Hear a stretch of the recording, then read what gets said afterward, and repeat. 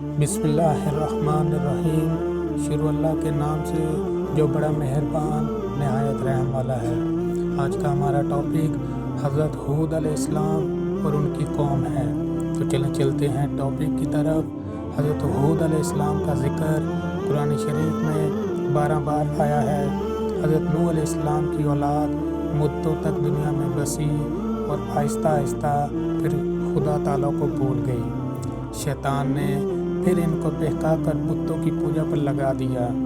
خدا تعالیٰ جو اپنے بندوں پر بڑا رحم کرنے والا ہے، اس نے پھر حضرت ہود علیہ السلام کو اپنا پیغمبر بنا کر ان لوگوں کے پاس بھیجا، اور انہوں نے اپنی قوم سے جو ہاتھ کہلاتی تھی کہ تم خدا ہی کی عبادت کرو، اس کے سوا تمہارا کوئی معبود نہیں، میں تم سے اس نصیحت کے بدلے کوئی مزدوری یا اجرت نہیں مانگتا، مجھے اس کا بدلہ تو وہ دے گا جس نے مجھ کو پیدا کیا ہے۔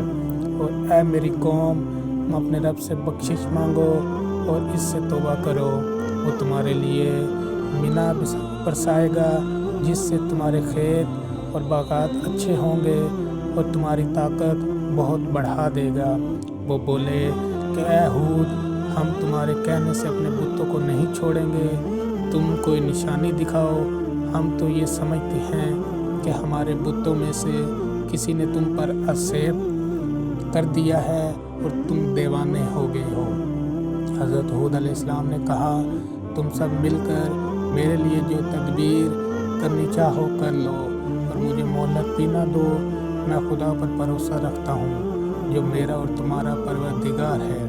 میرے اللہ تعالیٰ نے تمہیں جو پیغام بھیجا تھا وہ میں نے تم تک پہنچا دیا۔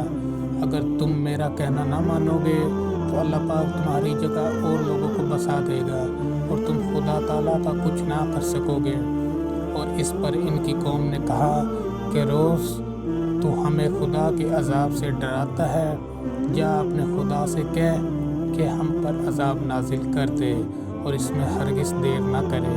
حضرت ہود علیہ السلام نے پر جو اسلام لائے تھے وہ غریب اور کمزور تھے، اور جو کافر تھے وہ مالدار اور سردار تھے۔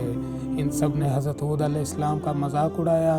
آسمان پر ایک بادل نمودار ہوا جسے دیکھ کر یہ سمجھے کہ بارش ہونے والی ہے۔